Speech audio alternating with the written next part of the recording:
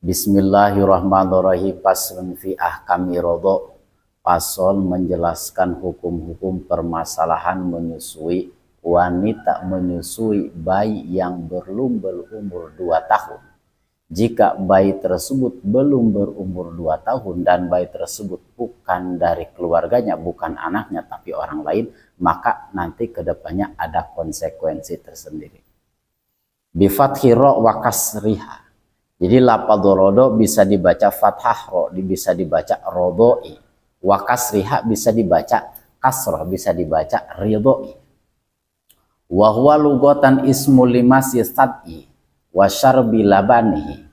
Jadi rodo menurut istilah bahasa. Rodo menurut istilah bahasa adalah ismu limasi, nama untuk menghisap puting. Wa syarbi labanihi, dan meminum air susunya. Jadi rodo menurut istilah bahasa. Rodo menurut istilah bahasa yaitu ismu limasi sad'i, nama untuk menghisap puting dan meminum air susunya. Tapi yang dimaksud di dalam masalah fikih tersebut wasyar'an usulul labanin adamiyin makhsusotin li jaufi adamiyin makhsusin ala wajhin makhsusin. Tapi rodo menurut istilah agama, menurut istilah fikih, yaitu memasukkan air susu wanita pada anak manusia. Jadi memasukkan air susu wanita kepada manusia, kepada anak manusia, ke dalam perut anak manusia tertentu dengan cara yang tertentu.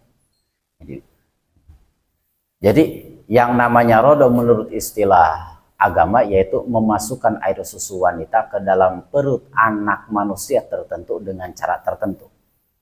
Wa innama yasbutu rodo'u bilaban nimro'atin hayatin balaghotis usinin komariatan bikron kana au saiban kholiyatan kana au mujawwajatan.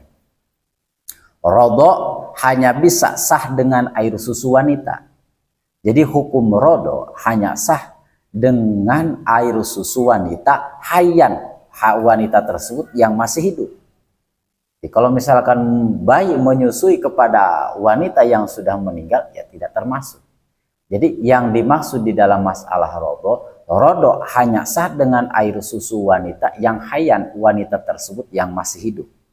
Dan mencapai umur 9 tahun komaria. Jadi wanita tersebut, wanita yang menyusui si bayi tersebut, wanita yang menyusui si bayi tapi bayinya bukan anak pribadi, bayinya anak orang lain, bisa dihukumi dengan rodo wanita tersebut sudah berumur 9 tahun komaria. Bikron kanat ausaiban, entah wanita yang menyusui tersebut masih perawan, ausaiban ataupun misalkan sudah menjadi janda.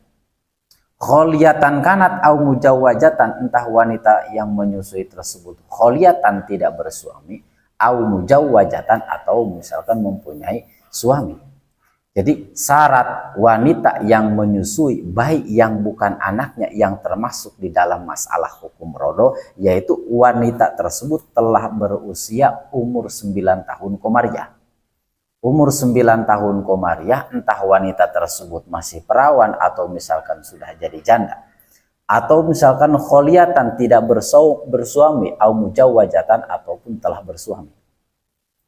Wa ida aradha'atil mar'atu bila baniha waladan sawa'un syarabal labana fi hayatiha au ba'da mautiha wa kana mahluban fi hayatiha soro rodi walada bisyarato ini.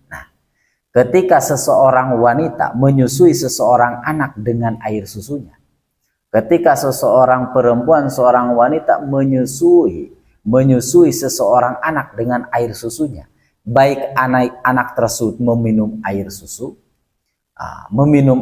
tersebut saat wanita masih hidup ataupun setelah meninggal, dengan syarat air susu tersebut diambil dari wanita yang masih hidup.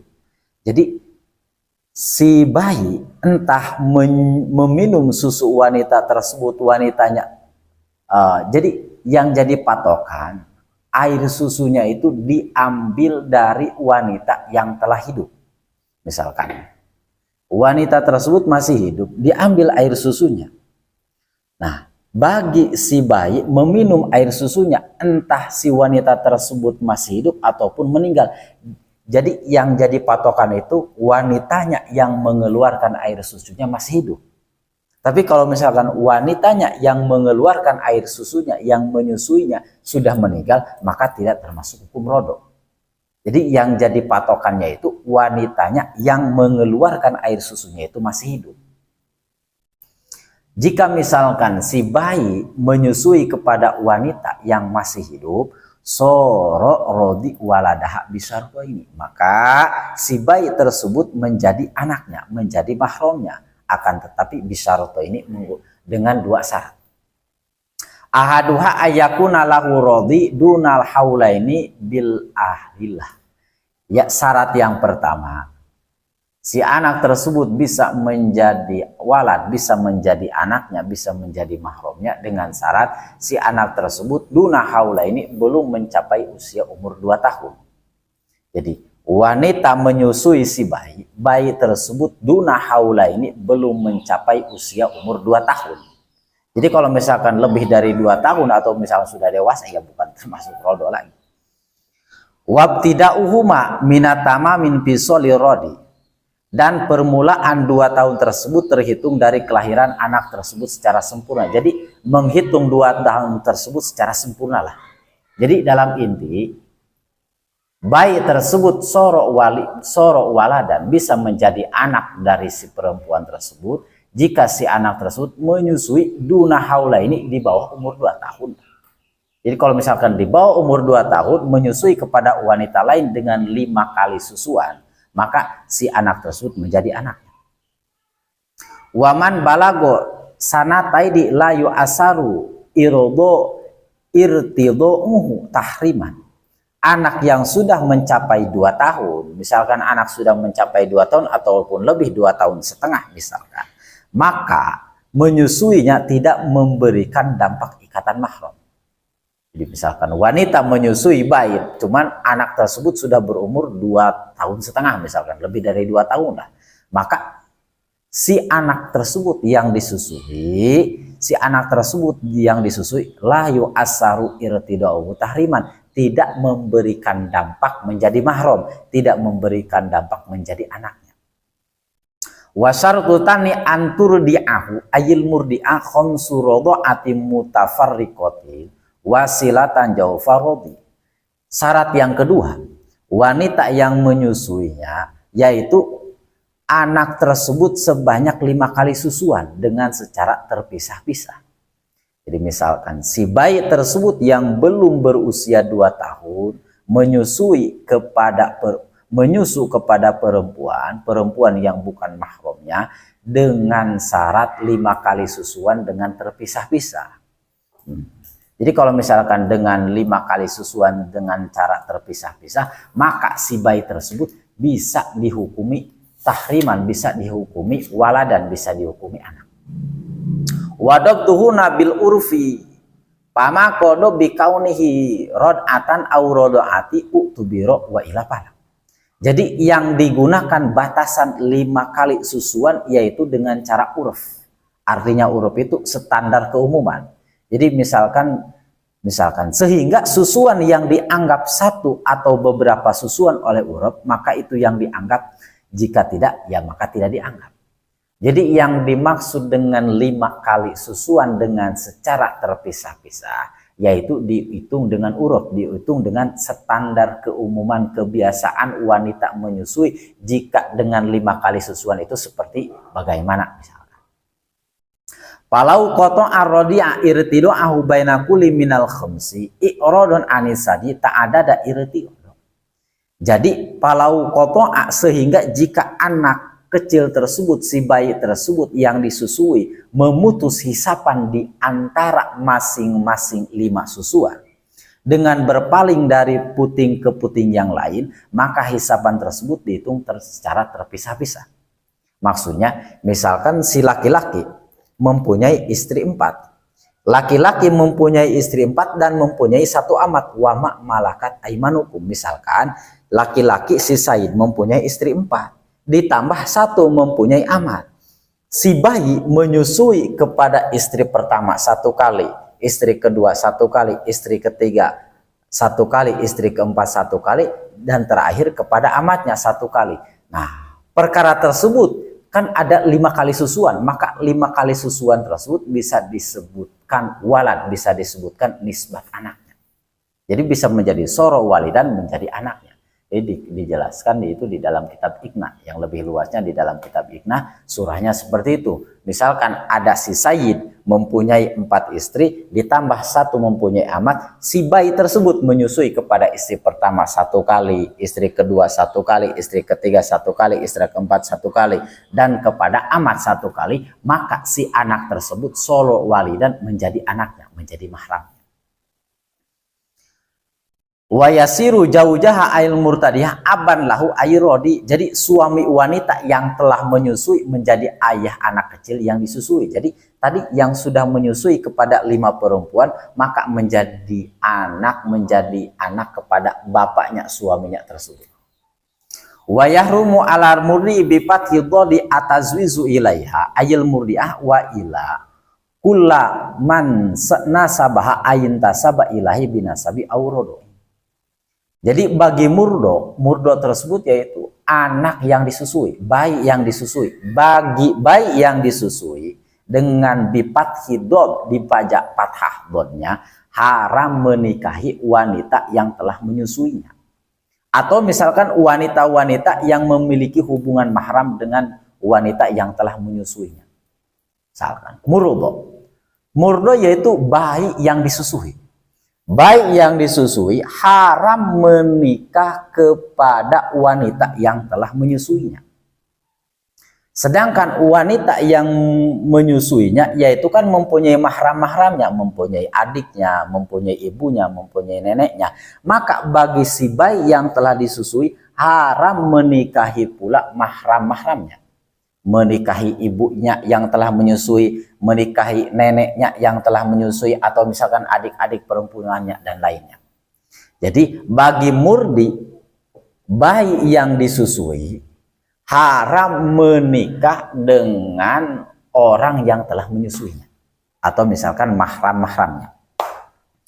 Wa yahrumu ayil murtadi'ah atazwizu ilar murdi wa walidihi wa in sapala wa manin tasaba ilahi wa in ala. Dan bagi wanita yang menyusui haram menikahi dengan murdo, haram menikah dengan bayi yang telah ia susui. Misalkan wanita telah menyusui bayi yang disusui, maka wanita yang telah menyusui tersebut jika bayi sudah dewasa, maka haram bagi wanita yang telah menyusui menikah dengan bayi yang telah disusuinya. Ilal murdi wa waladihi, dan anak-anak bayi yang telah ia susui. Misalkan bayi tersebut yang sudah dewasa mempunyai anak laki-laki misalkan. Bagi wanita yang dulunya telah menyusui bayi yang sudah dewasa, bagi wanita tersebut haram menikahi dengan anak-anaknya sampai ke bawah, wain sapara cucu dan sebagainya. Duna man kana fi darajatihi ayrodi ka ikhwati illadina lam yaradu ma'ahu. Jadi duna man kana bukan orang yang sederajat dengannya. Maksudnya dengan anak kecil yang disusui seperti saudara laki-lakinya yang tidak ikut menyusui bersamanya. Duna man kana, jadi dikecualikan orang-orang yang sederajat dengannya, misalkan kakaknya. Nah, bagi kakaknya tersebut memang sah-sah saja nikah dengan murtadiah, wanita yang telah menyusui kepada adiknya. Au a'la aiduna man kana a'la tabaqatan minhu ayrodi ka mamihi. Atau misalkan orang yang seatasnya, bapak, kakek, maksudnya, dan bukan orang yang tingkatan lebih atas daripada murdo, maksudnya seperti anak kecil yang disusui seperti paman-pamannya. Jadi dikecualikan. Nah, jadi misalkan murdiah, wanita yang telah menyusui kepada rodi, kepada bayi yang telah disusui, maka bagi murdiah haram menikahi bayi yang telah ia susuinya. awaladi hawa insapala, atau misalkan si bayi yang telah disusui oleh murdiah telah menjadi dewasa, mempunyai beberapa anak laki-laki, mempunyai cucu misalkan, maka bagi si murdiah, wanita yang telah menyusui kepada rodi, jika rodi mempunyai anak, si murdiah haram menikahi kepada anak-anak si rodi tersebut, atau misalkan haram menikahi kepada cucu-cucu si rodi tersebut. Wa taqaddama fi pasri muharramatin nikah ma yahrumu bin nasab wa radu mufassalan farji ilaihi. Jadi di dalam pasal yang menjelaskan tentang wanita-wanita mahram, wanita-wanita mahram ya, wanita-wanita yang haram dinikah telah disinggung, telah dibahas di yahrumu bin nasab wa radu mufassalan farji ilaiha. Jadi di bab nikah telah dibahas farji ilaiha, maka tinggal farji ilaiha dilihat dari masalah-masalah yang sudah terlewat. Jadi tinggal dilihatlah dari masalah mahram itu, mahram wanita tersebut, mahramnya. Nah, jadi di dalam pasal yang menjelaskan tentang wanita-wanita yang haram dinikah, jadi telah dibahas tentang orang-orang yang haram dinikah sebab nasab, orang-orang yang dinikah orang-orang yang haram dinikah sebab rodo, secara mufassalah, bahkan secara terperinci, farji ilaihi. Oleh karenanya maka kembalilah pada bab tersebut, pada bab nikah yang menjelaskan mahram haram. Wallahu a'lam bishawab.